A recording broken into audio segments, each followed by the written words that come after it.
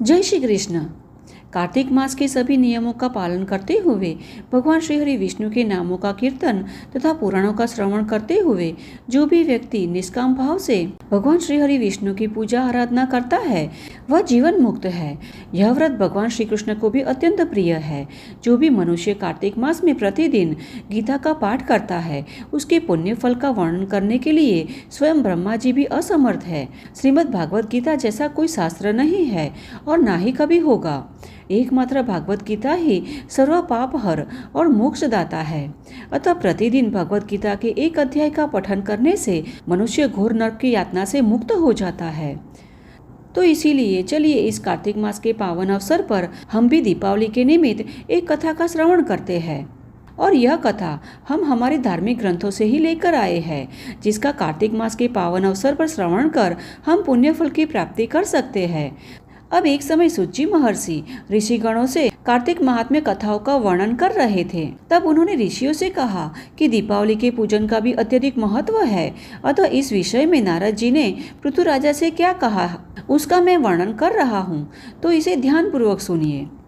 नारद जी ने कहा कि हे राजन, अब मैं तुम्हें दीपावली पूजन की विधि विस्तृत रूप से बतलाता हूँ। यह भी समझ लो कि दीपावली के दिन दीप जलाने से दरिद्रता दूर होती है। इस संदर्भ में मैं आपको एक कथा सुनाता हूँ।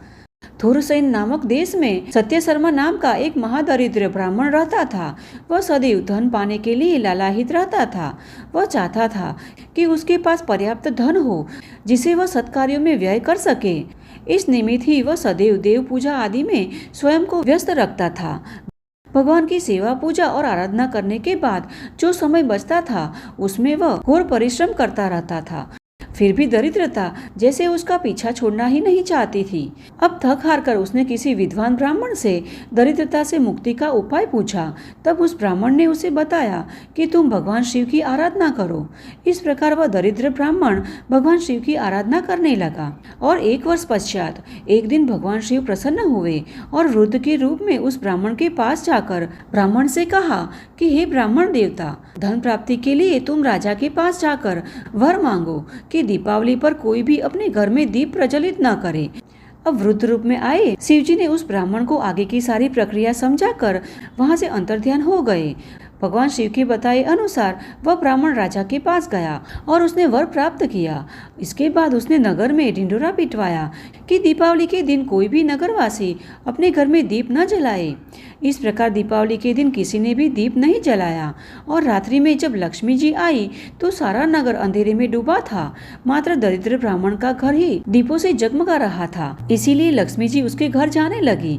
तब दरिद्र ब्राह्मण ने उनका मार्ग रोक लिया और बोला कि हे देवी, तुम्हारे पति बड़े कठोर है और तुम चंचल हो, अतः तुम मेरे घर में प्रवेश मत करो। अब इस पर लक्ष्मी जी ने कहा कि हे ब्राह्मण, मैं उस समय आई हूँ जब मेरे पति भगवान श्री हरि विष्णु शयन कर रहे हैं, अतः अब तो मैं यहीं रहूंगी।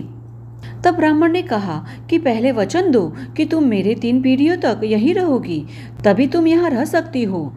तब लक्ष्मी जी ने उस दरिद्र ब्राह्मण से कहा कि हे विप्रवर, यदि तुम विधिवत मेरा पूजन करते रहोगे तो मैं तुम्हारे घर को छोड़कर कभी नहीं जाऊंगी।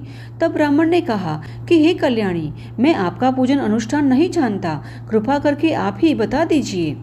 तब लक्ष्मी जी ने कहा कि विप्र सुनो, प्रतिवर्ष कार्तिक मास की अमावस्या को प्रातःकाल स्नानादि से निवृत्त होकर पहले देवताओं व पितरों का पूजन करना चाहिए। इस दिन बालक, वृद्ध, रोगी के अतिरिक्त घर का कोई भी सदस्य भोजन न करे और दोपहर के समय नांदी श्राद्ध के पश्चात ब्राह्मणों को भोजन करवाने के बाद प्रदोष काल में दीप माला करे। तुलसी के पौधे के पास, देव मंदिर में, चौराहे में और स्मशान में दीपक जलाए। फिर मेरा पूजन करने के पश्चात इस प्रकार प्रार्थना करनी चाहिए कि हे कमल आसन पर विराजमान, कमल पुष्पों की माला धारण करने वाले, कमल के समान नेत्रों वाली, गहन नाभि युक्त, लाल वस्त्र धारिणी, हाथ में कमल पुष्प युक्त, हे देवी लक्ष्मी, मेरे घर में वास कीजिए। फिर आसन, पाद्य, आचमन, स्नान, वस्त्र, धूप, दीप, नैवेद्य, जल, तांबुल, सुपारी, इलायची, लौंग इत्यादि लक्ष्मी जी को अर्पित करके नमस्कार करें। फिर दीप प्रज्वलित करें और रात्रि जागरण करें। साथ ही धन कुबेर, गणेश जी, सरस्वती का भी पूजन करके ब्राह्मणों को भोजन करवाए।